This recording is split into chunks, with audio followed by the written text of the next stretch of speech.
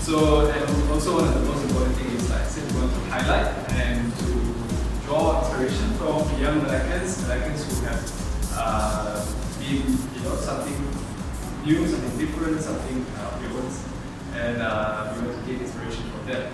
So, today we have Daniel, Kenneth, and Jojo, and Daniel is the one who pointed out to me. I didn't realize at first they are all Lim for some reason. Daniel Lim, Kenneth Lim, and Jojo Lim. So let's give them a hand. And it's just a pure coincidence. I don't know why. We should have checked it. I know one of you. So there's more diversity. Not for you, Lim. No, I'm not. My name is Cassel. Okay, sorry, actually. Cassel Lim, yeah, adopted for today. For today, so yeah, if not. So I'll introduce one of them one by one.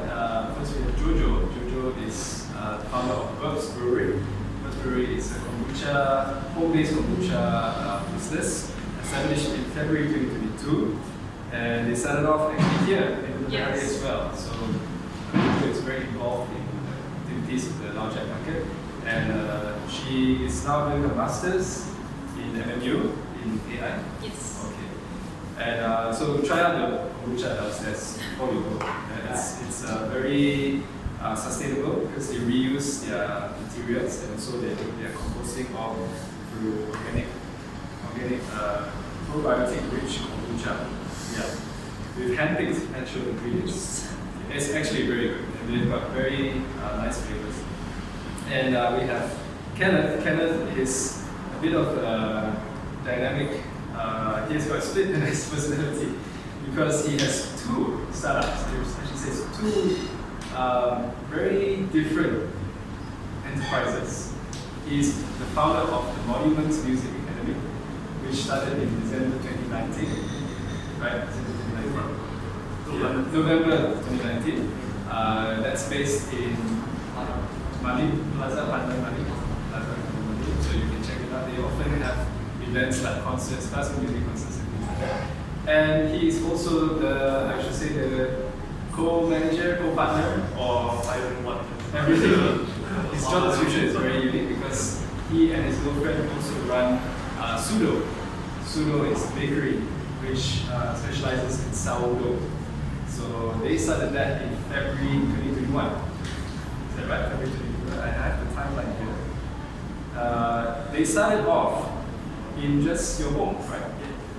In February 2021. And after that, I want to say, is it last year in May, they have now opened their first branch. We should say their first branch because it will not be the last, I hope. In Brigade Jaya, they have so it's considered a medium enterprise. They have a bakery officially in Brigade Jaya factory, small factory, where they employ about a dozen employees now from 2021 to 2023. They've expanded, and now they supply their sourdough products, not just bread, but bagels, cinnamon rolls, and baguettes, and chopins, and a lot of very nice things. Even now cookies, which is all sourdough. Things that you never thought that could be sourdough, they have it. And so they also supply to a lot of chains in and around Melaka, and also Kia, Kia. Okay. So that's Kenneth, and we have finally Daniel. Daniel is the most radical one, I think. Actually, I'm not going to the home because I was servicing my car, still a treasure. There's a lot of things. You won't miss Sudo. It's a pink, hot pink signboard. Oh, is it the same name as Jojo? There's Jason. Yeah. So if I just go around there, it is your pink shop. Yes. It's between the bow shop and it's the Limsan, very near the Limsan. Yeah. Right. It's a white morning. Yeah. It's a very interesting journey, and I really am so happy for them because very good friends and good people. So Daniel is how should I introduce you, Daniel? He's a trailblazer in Malaysia's entrepreneurship I think maybe you have the most experience here in the Some oldest. That's one polite way to say that. So he is the organizer and lead curator of TEDxKL. Yeah, you heard of TEDxKL? He was the founder and he brought that to Malaysia. At one point, it was the third largest TEDx event in the world. Yeah, it was the largest I think had about 10,000 people. We had about 1,000. Okay, so and hopefully we bring that back. There's one small one we're doing in series, so there's a small one I think 19th of April. 19th April. Any chance of doing that? TEDx Melaka, yeah. I was going to say. The thing is, that's a more complicated thing, but I would encourage you guys to actually post the TEDx in Melaka instead of me. I don't mind guiding, but like, I feel like the voice should come from people who are actually. Yeah. Okay. You can host TEDx. Yeah, we host TEDx in Melaka. We have the founder of TEDx here. Yeah. You have the opportunity. Actually, if not mistaken, Insider, but yeah, inside the campus. We used to have TEDx back in Nusantara. Okay. But we don't have it in back in campus. Yes. Lectures got you all got auditorium, right? Sorry. Maybe you all have auditorium to do. Oh, yeah. Got enough theater, enough. Yeah, Yeah, but we the have a campus. lot. Yeah. The one that you did 5,000 at As at the same. who were the speakers? It is Java, Sada Rasta. Saya rasa. Sada Rasta is one of my favorite. It's quite a wide variety. Oh, quite a number of speakers are so So I think we use the mic because if not the phone can pick up the audio and there's a lot of Yes. just for the recording. No problem. So Daniel is also a speaker in many motivational events, is it? Not motivation. Not motivational events. I demotivate people.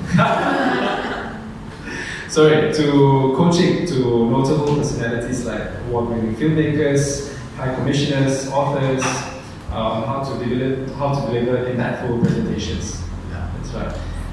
He's also the visionary founder of NextUp Asia, one of the largest entrepreneurial communities in Malaysia, which has 152,000 members. That's right, in the country.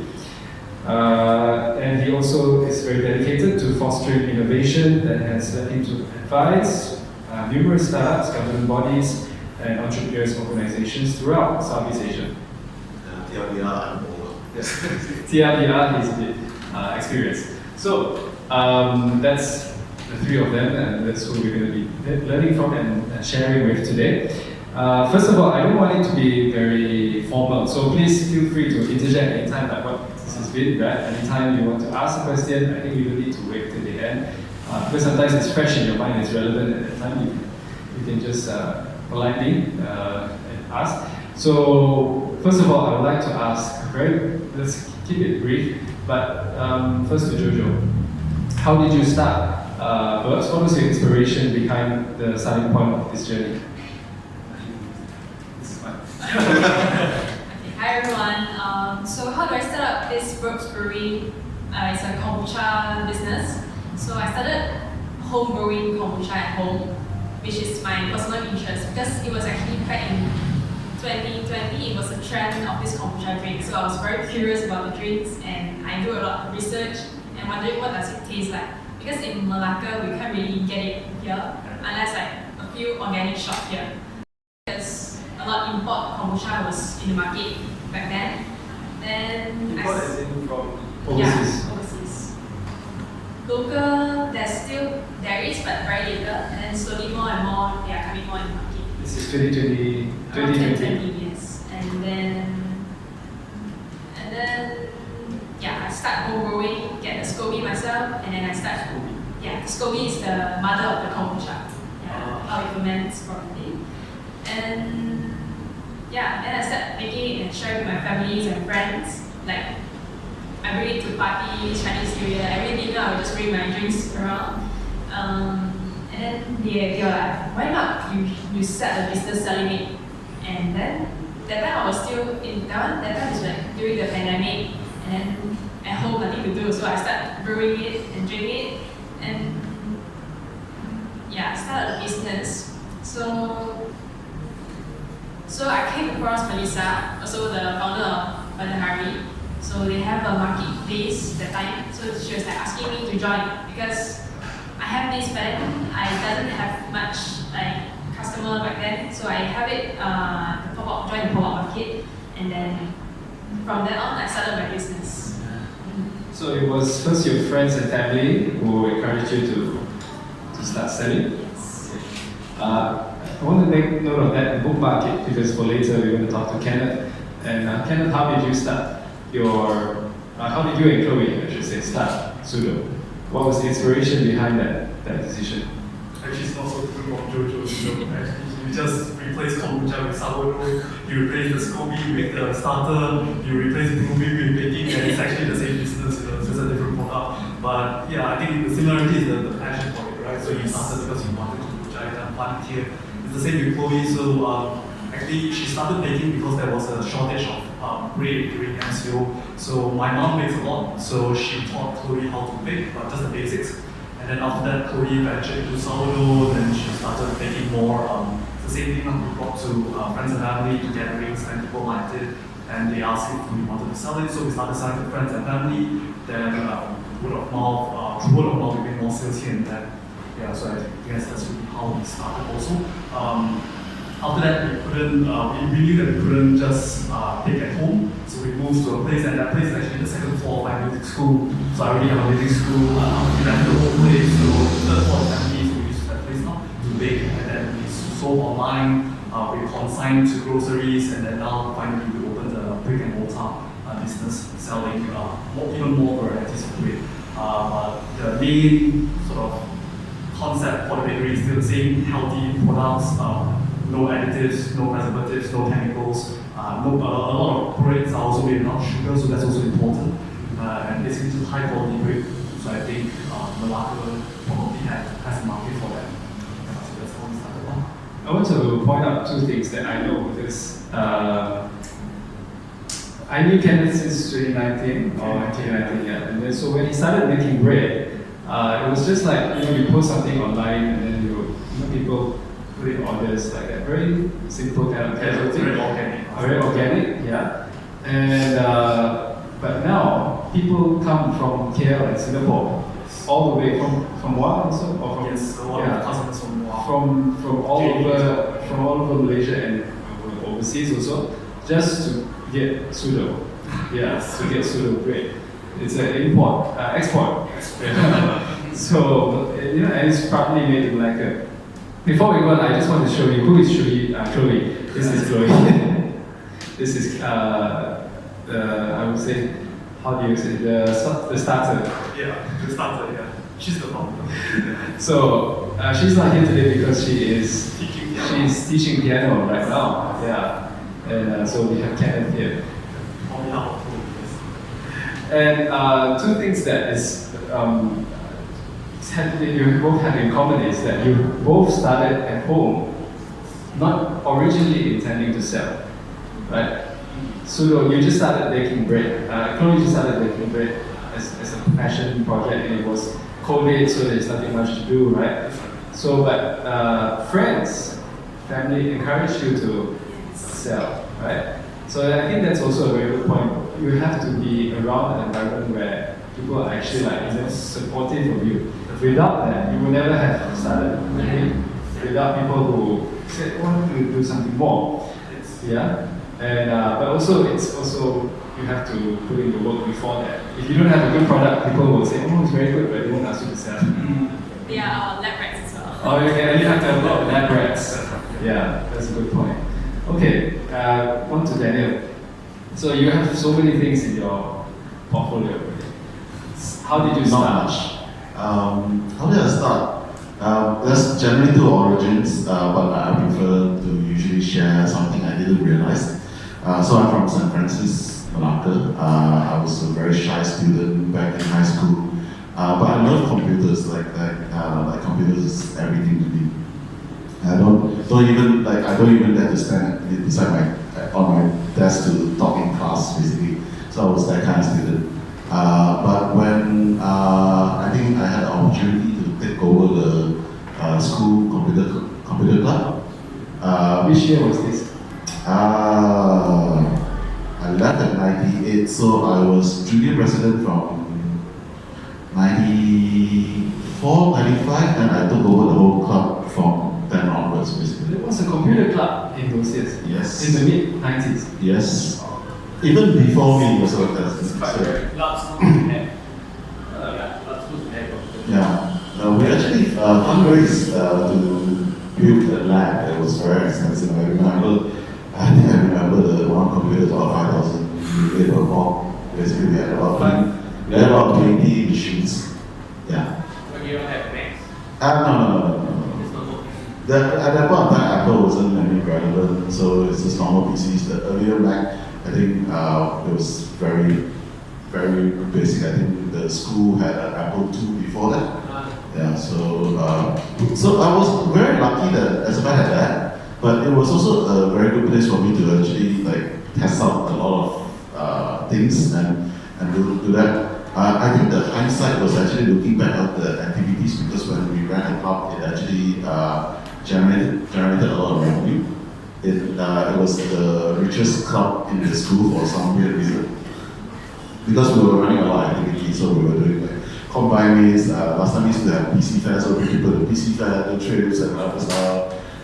So it was fairly profitable. I didn't know back then that was kind of like business. So this is your first startup? That was that was the starter to my first startup. So one of the things is do you guys know what Hello Kitty is, right? Okay, I hate Hello Kitties, but I have to. So because of us being in Melaka, we had used to have those long antennas to see Singapore channels. Yeah. So when I saw on the news, people were lining up for McDonald's Hello Kitties. So I thought to myself hey, a lot of people buy. Okay, I'm going to buy some. So then I went to buy a whole bunch, make friends with the McDonald's manager in Mahkota Parade. So it comes at a set of 5. I bought a lot of the first 3.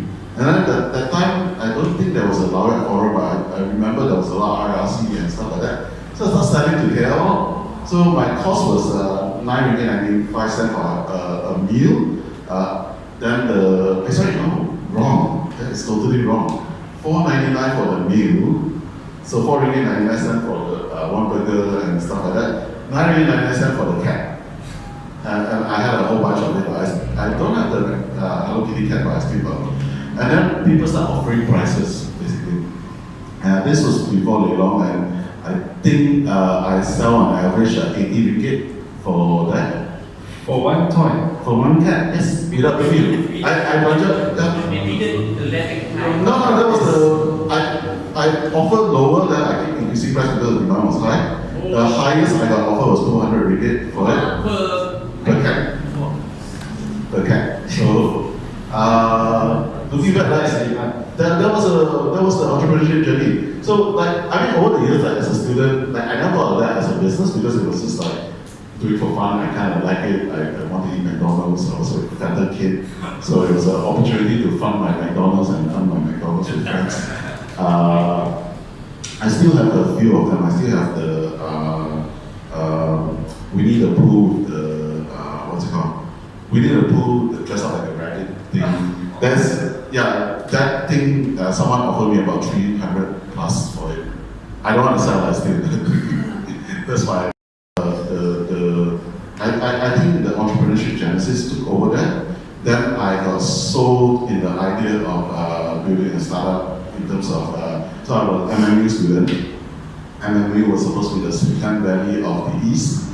And then we're there's this idea called building a startup. So we were one of the first companies, actually we were the first companies in MMU that got invested by MMU to build a startup. What was the name of the company? It's a thing called Car Studio. So think of it, 1999 before the dot-com bubble, 1999, 2000, basically around that time.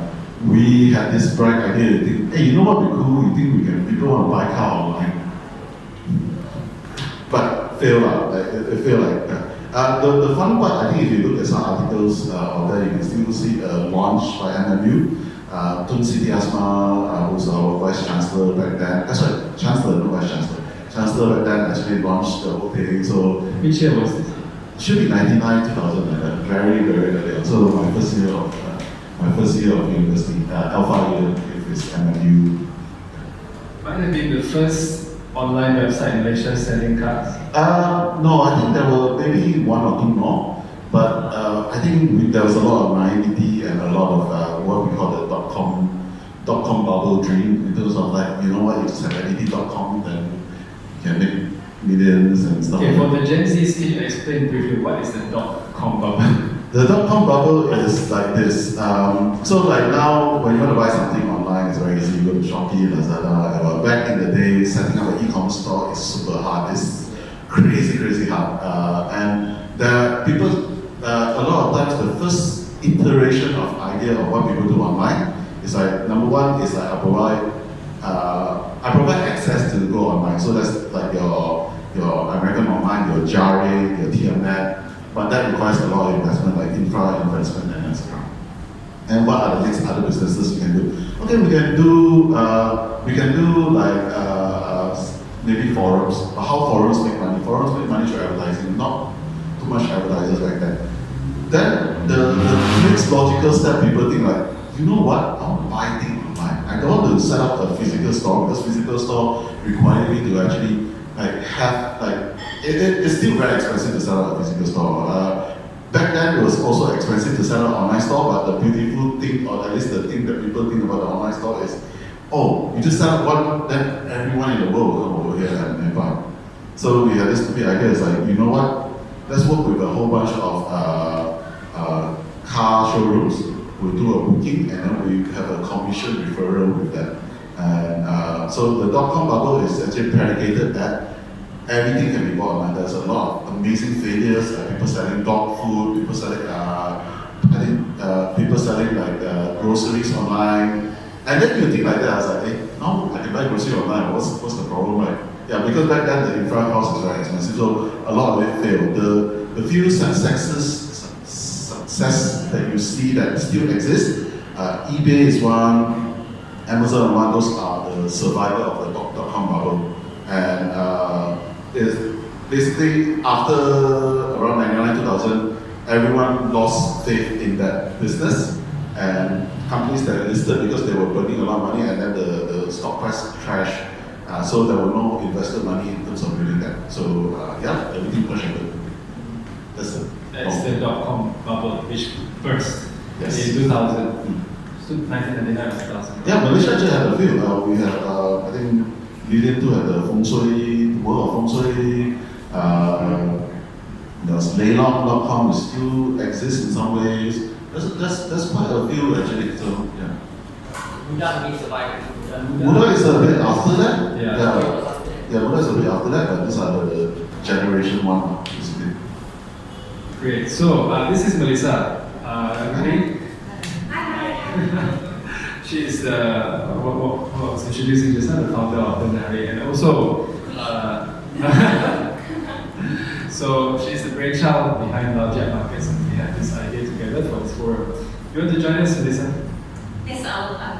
Okay. So let's go on to talking about your journey and how you started. I want to ask first to Jojo, what was one of the most pivotal moments like throughout your 2022 to now where you are? Actually, let's say from 2020 to 2024 where you are now. Can you give us just one moment where had you not made this decision or something, you would not be here today. Like, you would not be in this position. The most important moment. First of all, I would like to say, if without my starting master right now, I wouldn't start this business.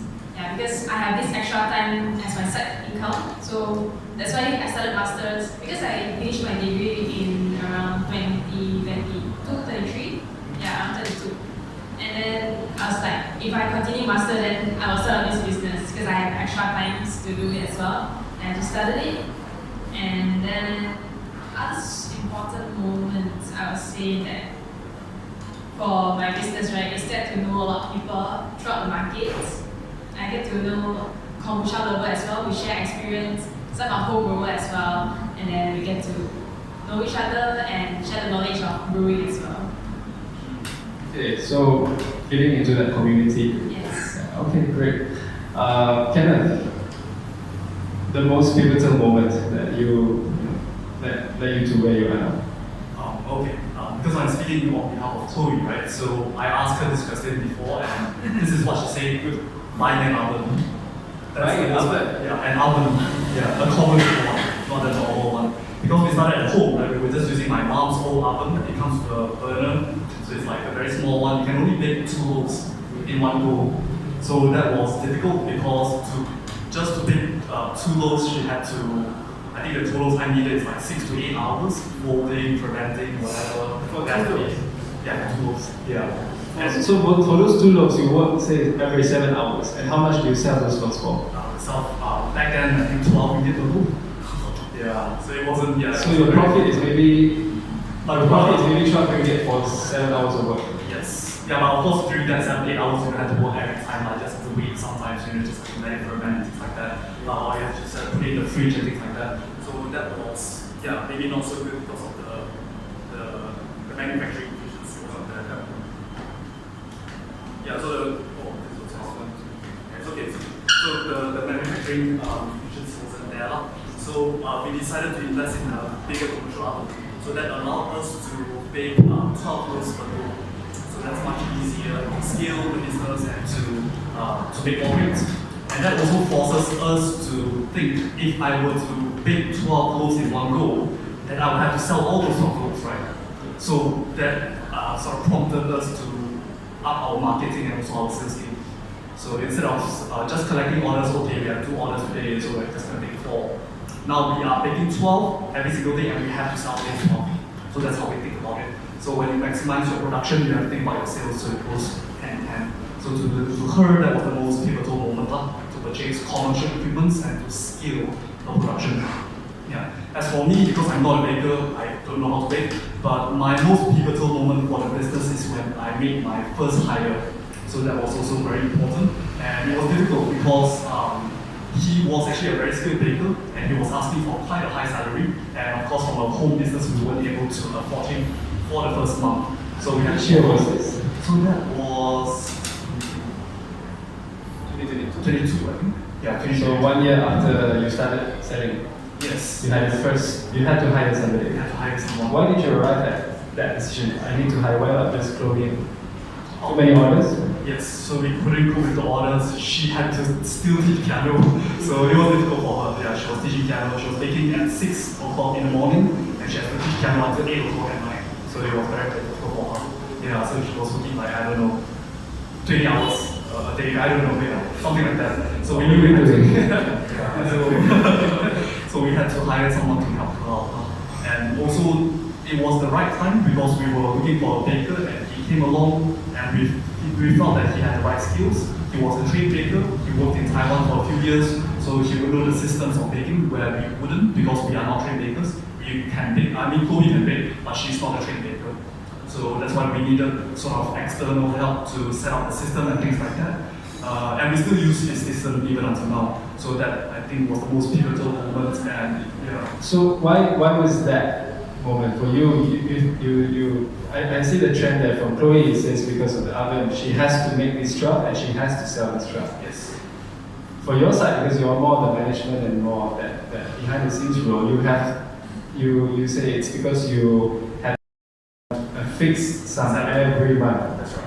When in the past it's just 2 of you. If you make money, you lose money, it's just on you. Yes. But when you have somebody else, a third party involved, then it becomes much more serious. Yes. It becomes much more, the stakes are much higher. Yeah, we have to really look at it as a business because if we are not making money, we cannot pay in. And if we cannot pay in, then we leave.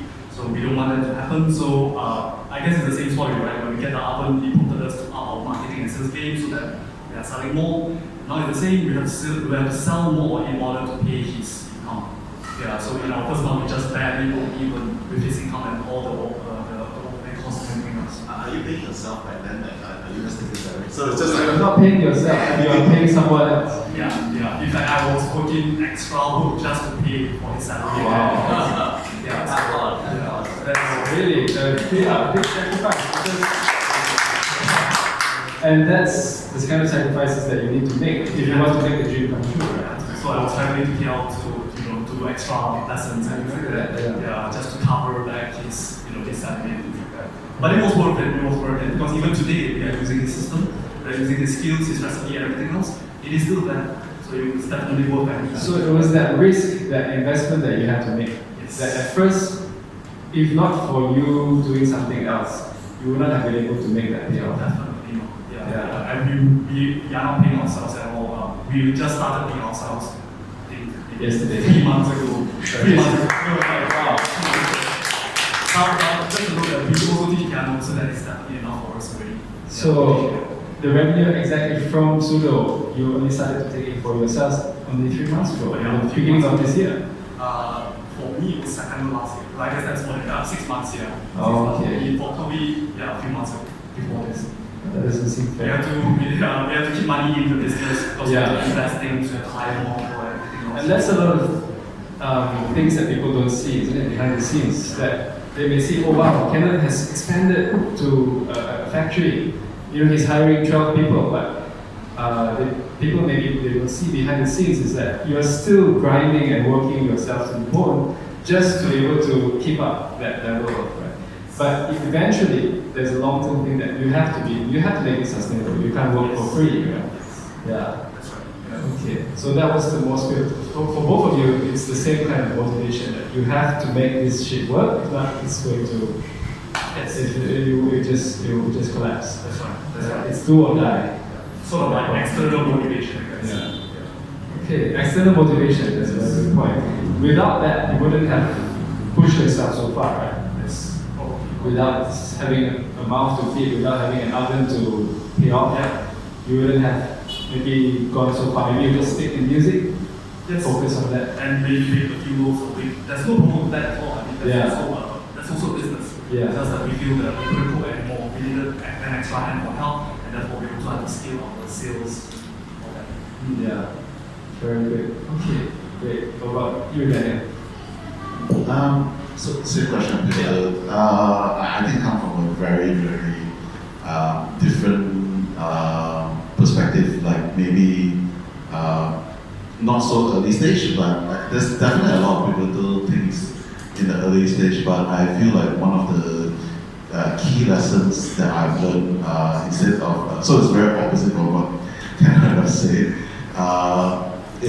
But because also like just to a bit clarification, because I also have built quite a sizable business, so it was a bit different. 2017, I was had this massive food poisoning that cost me 7 days hospitalization, and that's all. What did you eat? I have no idea.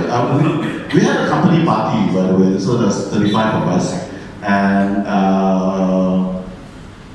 3 fell ill, which is me and 2 of my colleagues. They were mild. I just got hospitalized, so we could not trace it actually.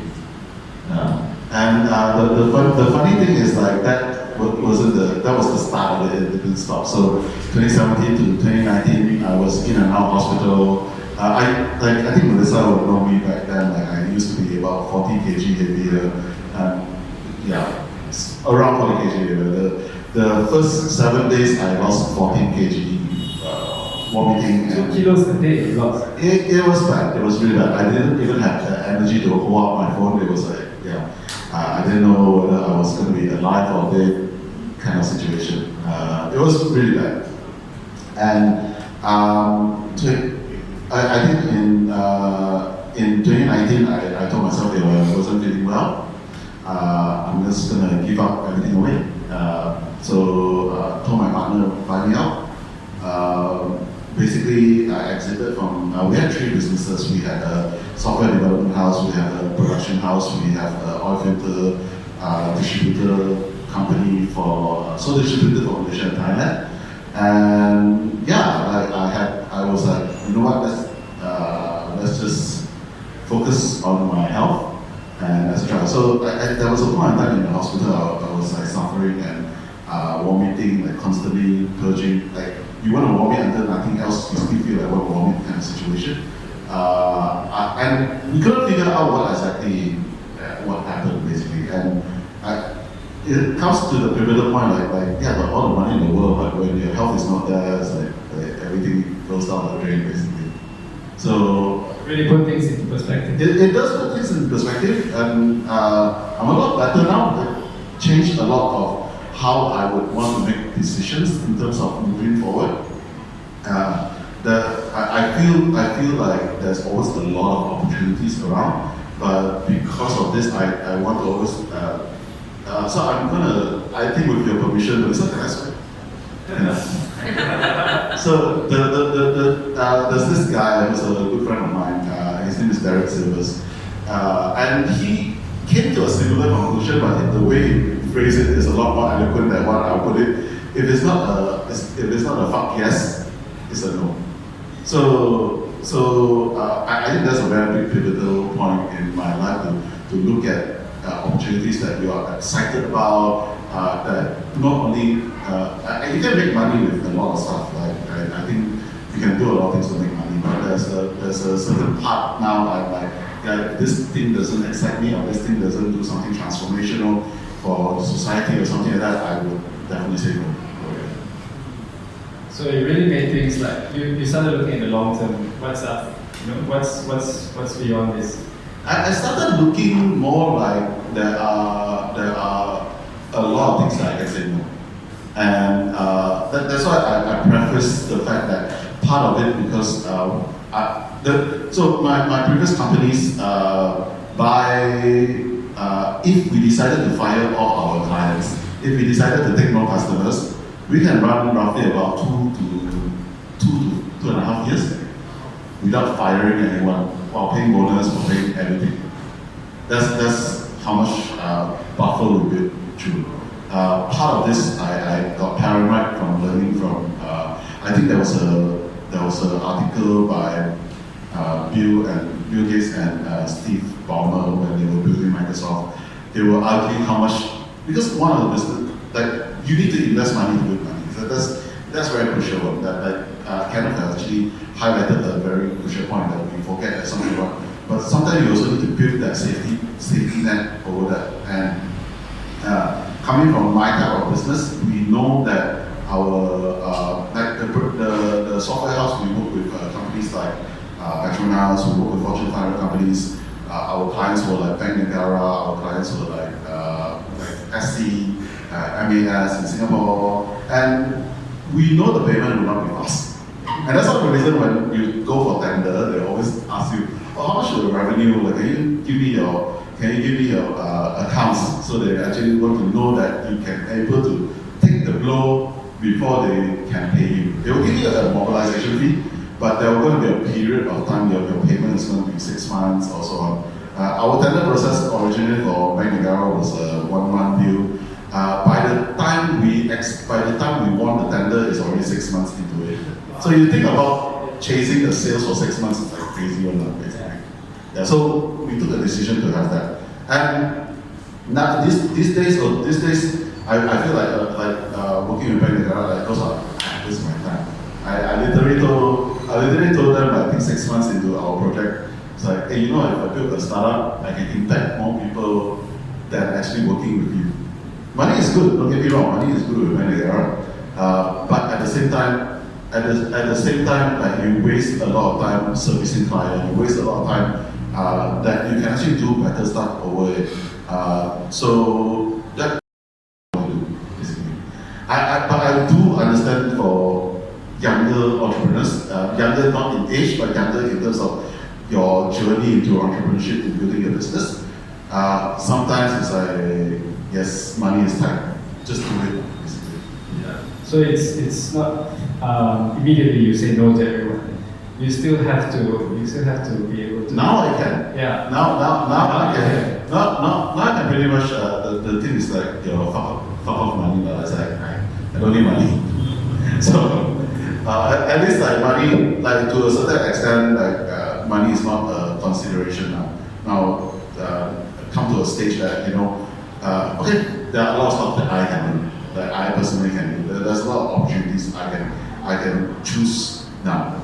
But I think as an entrepreneur, you need to do that to a point that you can decide that, you know what, this is wasting my time, I want to do this. This is not worth my time. Or this client sucks. If you guys, I know you laugh, like, and that's a lot of argument that I have with my former business partner, basically, because we were like, crap, both of us want to fire the client, but the money is so good. I'll circle back to that, to your point right now. But so basically, that health scare, that big moment was what really changed. If not, you were really coasting comfortably, but with that 3 startups. It's just PR, like every day, day in, day out. The actual term is this business as usual. So BAU, BAU. In the banking industry, that's the best thing to say. Business as usual. Yeah. Everybody wants that. Yeah, everything wants that. But I feel like sometimes you just need to have a bit shock in your system to actually figure out what you want to do and figure out what are the things that can be done, and etc. And that is for your business model for a lot of stuff, because like we were just talking about AI before this, but that is a shock to the system. It's no longer business as usual. Now, how do you incorporate AI into your business, and how do you leverage it? It's not about like AI taking over. It's not how can we take advantage of it, basically. So yeah, it's good to have that. Yeah. Perspective. The bottom line, perspective. Okay, I want to come back to Jojo, and this is a different question. We're talking about the journey and the ups and downs. What was Daniel saying, and also two of you. So basically, if we want to look at our success, there's a lot of things we can learn from that, but I think all of us will agree, we can learn more from our failures. And can I ask three of you, what do you consider your biggest disappointment, or biggest failure, or biggest mistake, whatever how you can call it so far, and what did you learn from it? So I would say that my first failure was very low sales at the beginning because there's no exposure. I was starting my business, I tried online as well because that time was during MCO, but it only works with only friends and not like who you already know. So I want to have my business to others, outsiders, to have this kombucha, but it doesn't work out. So I tried to approach Melissa, so that's why I have the marketplace here, and I get the most exposure to my customers. Yeah, and then I prepare testers so that they can have it and they know what is kombucha is. And then the second failure that I experienced is that I tried also after this market, I tried to supply to another cafe as well, but because my business model was too small and they couldn't get it, like they prefer maybe like a bigger business model, like supplying big batch of kombucha, because that time I just started, so like I was looking for materials like glass bottles and packaging, so that time was not complete yet, so it was a little bit by little bit, so end up they took from another supplier instead. So you lost out on that bigger cafe because you were not able to fulfill the orders? Yes. So would you say the failure happened because you were a bit too ambitious to scale your business? I would say I tried to approach them first, and then my business model was still small, so I would just give it a try first.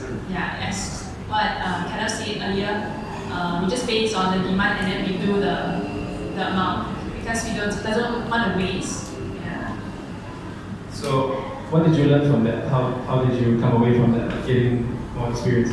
And from that on, then I find my bottle suppliers, so I get batches, and I do more of my kombucha batches, and also investing on more proper material, like glass jar. Actually, I started from making kombucha from like a jam jar or a coffee glass jar, and now I have a bigger jar with a tap. Yeah. From a smaller jar to a bigger jar. But I think the underlying thing is, Dr. Dave. Dr. Dave is going to be one of our panelists in the future. Look out for him. Please come and join us. What we are hearing is basically you have to make sure before you, or as you had approached that, you will be able to fulfill that the reputation is important, right? I would say that because I'm confident with my kombucha, but the business model is too small from that time, and I was working on myself only. Yeah. Okay, got it. Also, coming back to what you were saying earlier, that people were making kombucha at home mostly in 2020. I remember also, I had a friend who gave me a starter, and then I just put it in the corner of my house and it died. I don't know what happened there. I threw it out, it stank after a few weeks. Because I forgot about it. But yeah, a lot of people were making kombucha. Like mid 2019 to the late 19 and then 20, people were at home. So a lot of people make kombucha, but not commercially, I think. And definitely not in Melaka. I don't think there were many people selling kombucha in KL. Maybe they had more, but in Melaka, I think the first one that I heard of was yours, Burps, and then after that now we have Pico, and I think there's another one from an FMU student. I can't remember the name already. Oh, really? Yeah, I can't remember what. There's about 3 or 4 in Melaka, based in Melaka. So when you started in 2022, I wanted to point out, and I wanted to ask you your opinion. If you had come up a bit earlier commercially, what do you think would have happened? Anything different?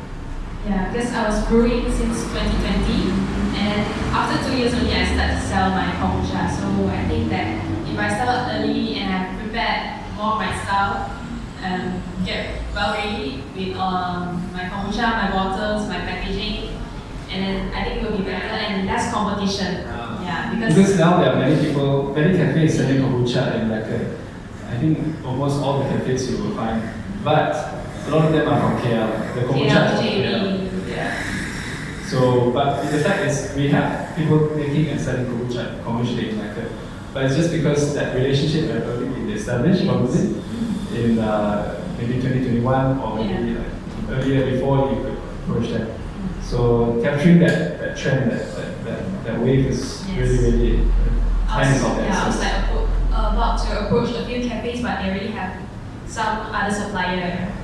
I think Melaka, a lot of these establishments, they are very comfortable with building just that one connection and that's it. I would look for other suppliers or other brewers or like. Yes, Mel. I have a question for Joe. So now, because you're going to graduate already, what do you hope for Burps? Is it going to stop, or what do you think? Sorry, am I asking for a supplier or what? Do I need to find another supplier? Yeah. Oh, sorry.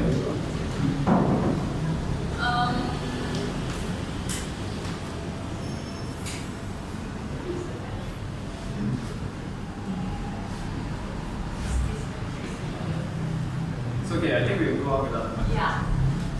So I'll say that until it grows for 2 years now, it's becoming a bigger model and have supplying to a few other cafes as well in Malakas.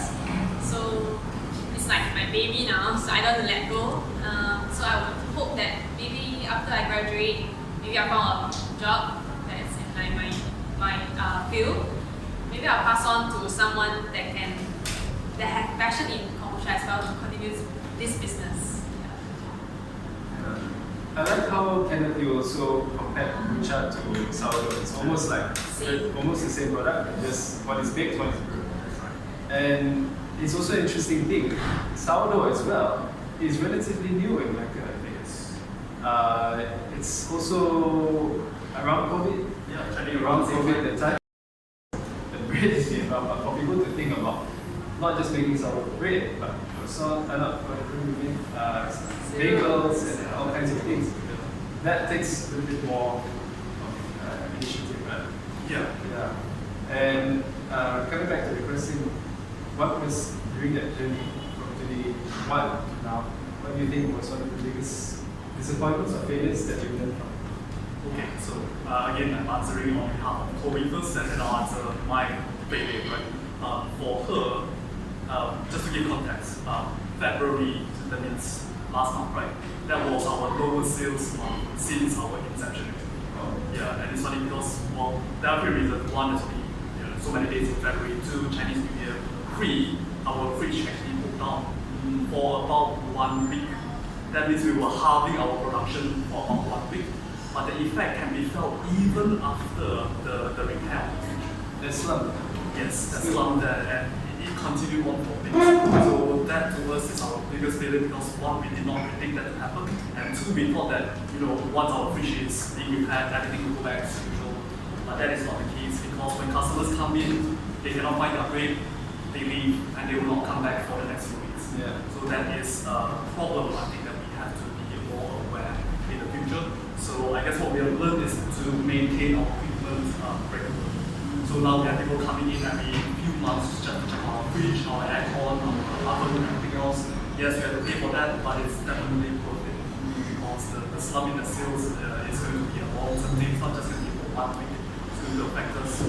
Maybe some customers will not come back. They come for two. Let's say they come into the bakery for 2 times. They cannot find the sourdough that they want. They'll be like, this bakery is not that good, so I'm not coming back in. That might happen. Right? So we want to make sure that our I guess that's our responsibility, right? To be able to produce products that customers can buy whenever they come. So I think that's also quite important. So maintaining equipment is what we have learned from this experience. I like how both of your answers actually is very similar. It's you were unequipped. Yes. Accidentally. No. Yours is accidentally. Yours is just like without intentions. Unequipped to fulfill what your customers wanted. Yes. Right? And because of that, you lost out on the sales, or you lost out on your revenue for that month, right? Which would definitely have made a difference in the long run. But that is very different. So yours is accidental, yours is unintentional. But for what Daniel was saying, it's you can make a choice once you have reached that certain point. For example, if yours is not that you want to fulfill these orders, you want to fulfill these orders. But Daniel, you were saying that you can reach to the point where you don't have to. You are equipped to. You can say yes, you can say no, but you come to the point where you have the power. You have to make a decision. I think it also depends on the business, but you do see it on and off.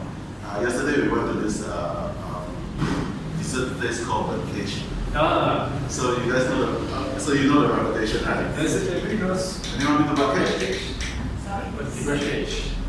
Yeah. Birdcage. Yeah, it's really good. Like it's really good, but they only have like 3 or 4 tables. Yes. They are very strict about this. They have a lot of iffiness over it. But once you get to know the guy, very nice. Same with Moss Coffee over there. Yes. You have to be a coffee guy to go there. I don't dare to introduce my normal friends at all. Like I don't dare. Like Albert will just do them alive. So there is some level of choice in terms of who you want to serve. And part of it is also about how do you think about market segmentation. If you price it to a certain part, you're pricing it to this group of people. Is it premium or non-premium? Is it mass market? So you need to figure out your segmentation in terms of your product. There might be something super exclusive in terms of some stuff. So you're pricing up the rest of the market. So with the price, like Melaka people say, "What's so expensive?" But you're not the market. That's the thing. And the business model is built around. The business model should be built around that. I think using Mott's Coffee, for example, I think their single origin cup will be like 30 to 50 ringgit per cup of coffee. Melaka. Got market. That's the thing. Like the funny thing is, we always think I think the funny thing as entrepreneurs, we always think like everyone should be our customer. The reality is you should actually be more selective with your customer and figure out like whether for market or not. Like Melissa point out, for market your market might not be mass, the market might not be mass, but your market could be niche and die hard and willing to pay. The guy runs the Melaka coffee over in Palawan. He's I think a U-Time student when we had a meetup there. Then I found out he loves malt so much he goes there twice a day. Twice a day. Wow. So that's the So that's the market. That's the market. That is. He's paying their Well, I don't think he drinks like the premium coffee over there, but you want to try to figure out what works basically, how you position it, how you work. Like kombucha, you have like varied price range also. Same thing with sourdough. A lot of them don't run too far because there's a general acceptable market range, but you can find ways to make it different. You can find ways to actually tell the story of it. I think that Tomita ramen is one of the best. Like if in Japan, that is the ramen ranking, Tomita has been number one for about 9 years. It's like one of my favorite ramen. The way he will tell you is like, you know what, we select 3 different meat from all around Japan to make this ramen good. Yeah, that's like, why is it that he probably has the most expensive ramen? It's called, I think about 1,950 yen, basically.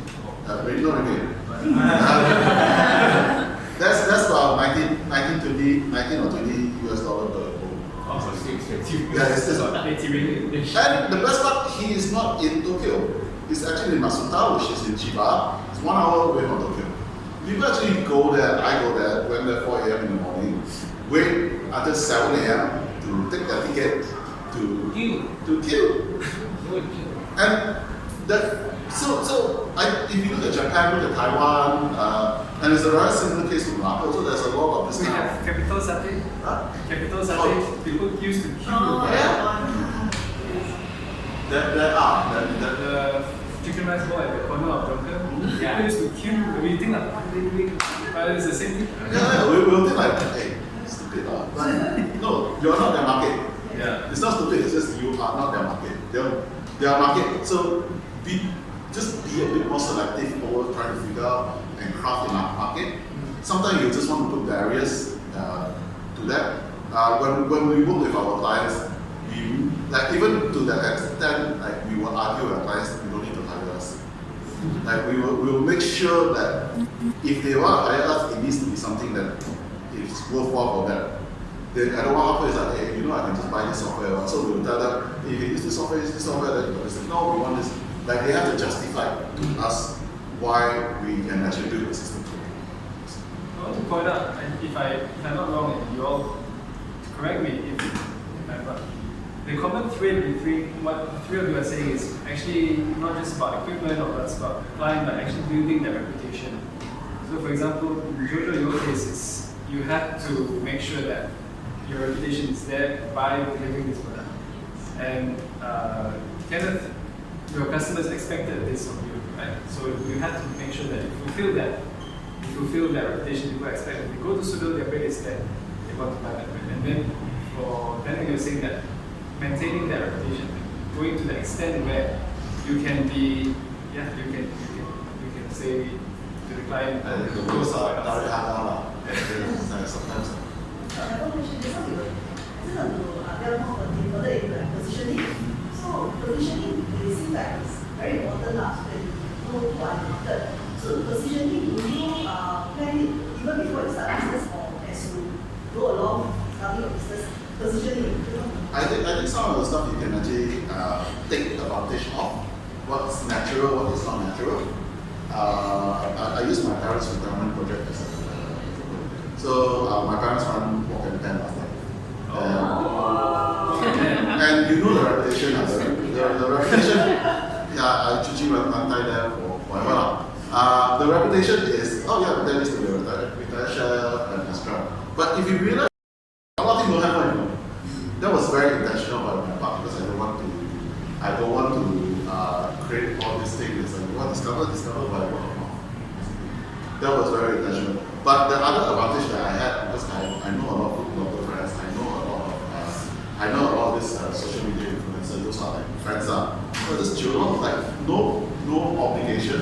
You do not have to write. It's not that I'm giving you freedom to write. No obligation, but like it, then you just share. And usually that was the one to build up. Of course, there's a lot of stuff they could have improved on.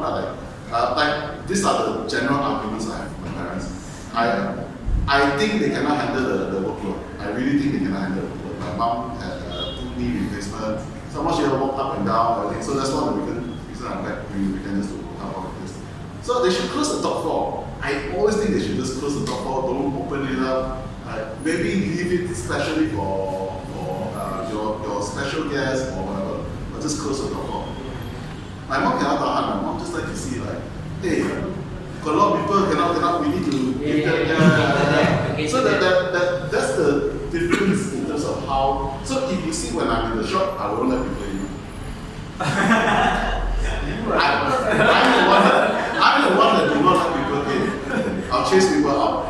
But it's also yes sir. 2 questions for you, Daniel. Question number 1 is what kind of food industry will grow faster in 3 years? How food? What kind of food industry will grow faster in 3 years? Question number 2 is how much will food industry depends on social media? Social media is at the end of the day, there used to be this question that everyone asks, are you in sales? Then most people won't raise their hand, but the actual answer is everyone should be in sales.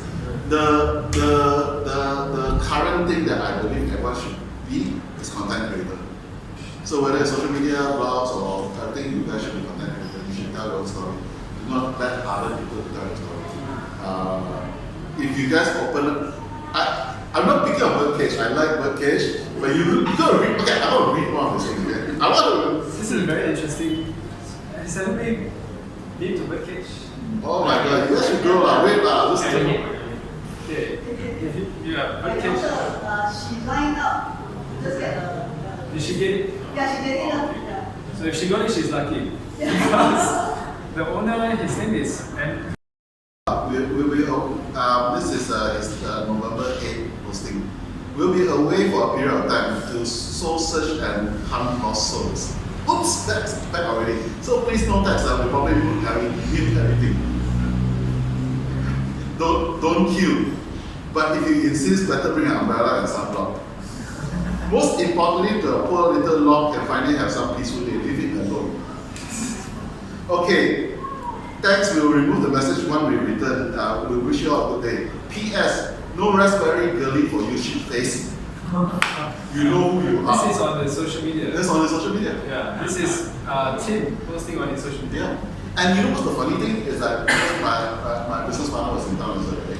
So he found out about this place. He's like, then we had to wait out and he's like, start reading these things and okay, I must go and try. That's also good publicity. Yeah. It is, yeah. People take this negativity as a publicity. But do remember your product needs to be good lah. Yes. Your product is shit. This all fun.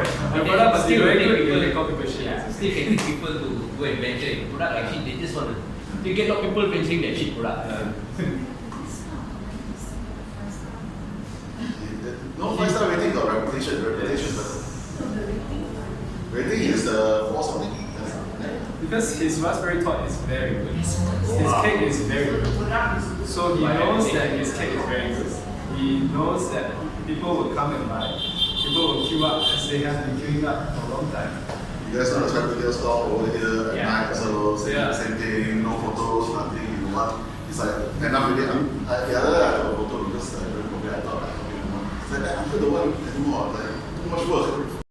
Queue, and people have to wait, but I'll still go there for one particular reason. Because that time when I went there, I was on crutches. I tore one of my tendons, and then the uncle saw me, asked his staff, sit me down. It was raining. Then start actually taking order for me. So I just cut queue basically like that. So he has my loyalty for everything. Of course, the chocolate is good, but there are other chocolate I do, but he got my loyalty for them. So the positioning is what story do you tell, where do you come from, everything. It's not just being like rude to people. You have to find your justification over that. You have to find your things that some hoops to get people, whether it's a low hook for people to jump through or something like that, or those kind of stuff. Those are the things that you want. Like there was a period of time like I cannot go to the shop and buy one media, right? Or order online. Yeah, last time was only when the hari. Yeah. So you just build your base from wherever it is. But I think I want to point out what does Chakatiao Man and Birdcage Tim have in common. I think they are being true to themselves. Yeah. You can see that in their character. Tim is not being rude just for the sake of being rude or just for people to complain about him. He's just like that. And he's doing his business because he wants to take care of the quality of the product. He doesn't want to necessarily have everybody praise him and like him and get the best, gushing reviews, but he knows that his product is good and he's thinking that, okay, if it's good, I want to sell it like this. And for the Chakatiao Man, probably he's genuinely very nice. So he's not trying to change who he is just to make a sale. Same also with Tim. I think, and that's coming back to positioning and reputation, right? Who you are as a person, you shouldn't just because you want to get that sale, you want to make that extra buck, you change everything who you are. I think that's very, very important to take note of. Okay. Last question is, and I think this is also linked to what Ben is talking about. If you can say one of the goals that you should set out to achieve as an entrepreneur, hopefully it's not all the same goals. Give us different goals. So maybe you started out thinking, please have a seat. Come join us. We just said. No, my goal is for you guys to Come. Please join us. Maybe you started out thinking A, but now after going through your 4 years, 5 years, whatever, 20 years, you now have a perspective that actually the goal should be B, something else, rather than what you had originally thought. What would that be? You will start. I think my goal will stick the same one because that I want to serve very good and healthy kombucha to my customers because it's homebrew. That's why it's like mother made something for you. It's like so homely and with good ingredients, and I just hope that can continue and that my business can become bigger and bigger and more people can be tasted it as well. Okay, so taking care of the quality of the product. So there are two goals. No. Any one goal or two goals or three goals. So you mentioned The real measures of success that you think now you base your goals on, rather than before maybe you just want to sell the latest to break. But now you have more experience, you have matured so much in the journey. Where are you now? okay. So I guess of course the first goal is to make sales, right? That's what when we start our business, that's what we want. But now I guess my personal goal, right? When there's no problem, it's good.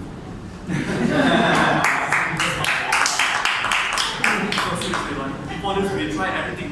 I guess it's the same with that, right? We try everything to please our customers, anything to make 2 more ringgit, anything to make 5 more ringgit. Now to me, when there's no problem, it's better. So we try not to custom make anything for our customers anymore, not because we don't want to do it, but because one, it complicates the process, 2, our employees might not be happy, 3, the result might not turn out well. So yes, we get a lot of feedback, you should do this, you should do that, you should yes, but sometimes customers, they know what they want, sometimes they don't know what they want. We can't please them. So the customer is not always right. Yes. I So, for example, a lot of people come to my bakery and they say, can I get a gluten-free bread? So, Free bread. yes. So I'm like, okay, do you know what gluten-free means first? Most of them don't. And do you know how to make a gluten-free bread? Well, you have to use almond flour. And almond flour with sourdough, we've tried it, it tastes bad. So, and almond flour is expensive. So how am I going to price it? Right? You want gluten-free bread? Sure, I can do it for you. I charge you 30 ringgit, would you buy it? And I don't know whether they'll buy it or not. So that to me is, we were trying, our goal is to please customers and to make sales, right? Now to me, if we can avoid problems, then we can just say, we are just not doing that. We can't make gluten-free bread because it's difficult, because the price is higher, and you might not even like it. You might, like me, I'm not gluten intolerant anyway. Right? Like me, I'm not. So that's, I guess, it's a bit like what you say, right? Choose your battles, I think. So for now, my goal is, I have systems in place. to avoid problems so that the business runs as usual. I think that is my goal. It's not just about making sales. The less problems I have, the better it is. So that's my goal for now. The systemizing thing. I remember from a conversation earlier that in the past you were really trying hard to push for halal certification. Yes, that's another one. And is this still one of your, in the future, long-term plan? Yeah, in the future, long-term plan, but not for a small thing. That's another thing, like we had huge goals, but we had to adjust as time goes. So you still have to be realistic. That's right. You don't make too much everything small. Yeah. Yeah, it's too much for small. One day, let's say, when we have a proper factory and we're really supplying to big supermarkets, then yeah, it's worth the work. But now it's just not worth the work, and that's why we have to adjust. Yeah. Because if you did have that, definitely your market would be so much more bigger. Your halal certificate. Correct, yeah, but at the same time, we know that we are only serving, let's say, 5 to 10 kilometers from our shop. So, yeah, it's too much work for us. Yes, of course, we will get different customers. But then again, can we produce that anyway? So, that's also another thing. Coming back to like what Jojo said earlier, if you fulfill that, once you have that reputation, the demand goes up maybe like over 100%, and then can you fulfill that? And maintain the quality. And maintain the quality. And make sure customers are happy, right? I guess. They come to I mean, you. your core customer is happy, that's the goal. That's the important part, yeah. So, I don't know, we get customers that get angry when we come up with things that are suitable. I mean, you don't have to buy that, but they get angry also. So, we'll just tell them, we make certain grades for certain customers. This might be for a kid, it might not be suitable for that. Yeah, but yes, I guess to add on to what the case order is, right? I guess sometimes they did not want to be rude, they did not want to be angry, but sometimes it's hard running business. Yeah. And to handle complaints, and to handle your employees, to handle products, and we have to handle customers as well. So what I try my best to when I go support other business, I try not to be too troublesome for them. Yeah. I won't do that. Let's say if we don't provide plastic bags, how would they respond? Most people don't respond well to that. So we are still providing plastic bags, although I hope not. But me, for myself, let's say if I go to buy something, if I can avoid using that plastic bag, I will avoid it. Because it helps reduce costs, it's better for the environment as well. Yeah, but I cannot do that for my business yet because my customers will get really unhappy at the end of the day. So maybe one day. Maybe one day. It's a fine line to educate them and Yes, we can't be too extreme at the same time. Okay. It's always like a relationship between the almost like people who are dating. Sometimes you have to sometimes you have to stand your ground, sometimes you have to give in, sometimes you have to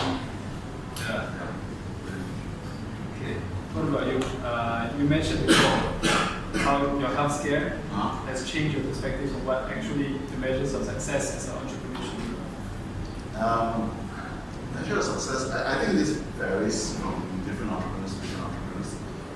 This is, I've been kind of retired for 5 years.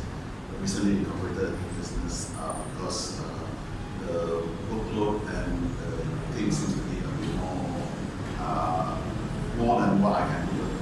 I think at the end of the day, as long as you are learning and you're having fun, it's something good. Of course, money is the side effect of it, basically. I always think money is always the side effect of it. But that is the current business that I am building. I think my learning is so much for the last 3 months more than what I experienced for the last 10 years. So it's a very interesting process that I get to learn. And that's one of the reasons why I do TEDx, just also because I just like to learn. And there's a lot of things to learn, and I thought I know something, but usually when you think you know something, you really don't know it. So I always come down to the point that, you know what, there's still so much thing that I can learn in terms of that. So the business that we built with my partner is basically, sounds sad, but it's okay. Ringgit drop, right? To be honest, that's a good thing. Because of ringgit drop, there were a lot of my friends from around Japan, US,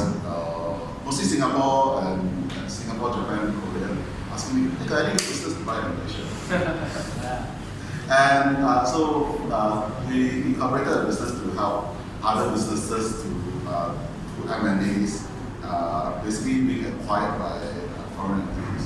So it's quite fun, basically. And in the process of actually do that, we actually learned a lot, like halal certification. One of our things is basically a general company that halal certified Nusra. It's actually distributed in Nusra, Nusra. One of the companies that is being sold at the moment to Pelbagai is a kombucha company. The reason she wants to sell is because she's running a whole series of hotel if you want to buy it. It's actually quite cheap, to be honest. Also halal certified. So I get to like dive deep into the business model and the psychology and what the entrepreneur is, what they want to do, how they did it, how they build their businesses, and etc. This business are a lot of businesses that want to sell are not profitable, but the businesses are profitable. They want to sell because they want to pay for different reasons. Some of them have been running for, like some of them don't have next generation to take over. There's a company in Penang doing about 2 to 3 million US dollars per month, basically. So they're looking for a buyer because the founder discovered like, hey, I'm a mom of 2 now. This is no joke, because I thought about her. She's like, you know what, I want to do ginger beer for fun. I want to do kombucha. I want to do for me stuff. She just want to chill. So there is a lot of this kind of interesting businesses around Malaysia. I think like as running the group and also talking to a lot of entrepreneurs, I realized there's so many amazing entrepreneurs all around Malaysia. This is 2 amazing examples. The one behind there, she's shy out. Struggling still. She's shy out, to be honest. But there's a lot of amazing entrepreneurs. There's one of our friends from who runs a series of e-commerce in Malta. I think at his peak was doing about $1 million US a day at that revenue on profit. Based in Malaka. Based in Malaka, you know who? You think you know? Yeah. Very shy, super shy. 1 million in revenue a day. USD. In his big, very big, super big. Yeah, at that point of time, then Facebook ads sort of screw up, so now he has to pivot. And yeah, like, yeah, I know. It's like, when you tell me also, I was like, real or not? No, I saw the numbers. In Melaka. Huh? In Melaka. E-commerce. E-commerce. Yeah. He sold everything last time. I can tell you what he sells now. I think 3 or 4, but one is basically a customized keyboard company. He sells a customized keyboard. So his customers are not Malaysian, all around the world. It's very popular because the influencers, like all those online influencers, are just like reaching out to him. It's like, you know you have a business of the influencers are asking you to do reviews. Yeah, so you know the product is good. Second one, which I don't understand, because he does a bra. I don't know. I really do not know. 3 founders were all guys. Selling lingerie. Bra. It's a practical bra, but I don't know what it is. Don't ask me why, because I'm not a user and I do not know. He mentioned before, I totally forgot. Then there's 2 other things. So then there are that. And if you guys think about it, and you guys know Russell Taylor's? Yeah. Malaysian. Malaysian. Yeah, Malaysian company. Yeah. Russell Indian Taylor. guy, the owner. Yeah. 2 Indian guy brothers started selling stuff on Groupon. Before they expanded all their retail outlets in Malaysia, they only had 30 over stuff in Klang. So I feel like it's very possible to build businesses from Melaka, there was a company in Ipoh last year exited for about around 20 million US dollars.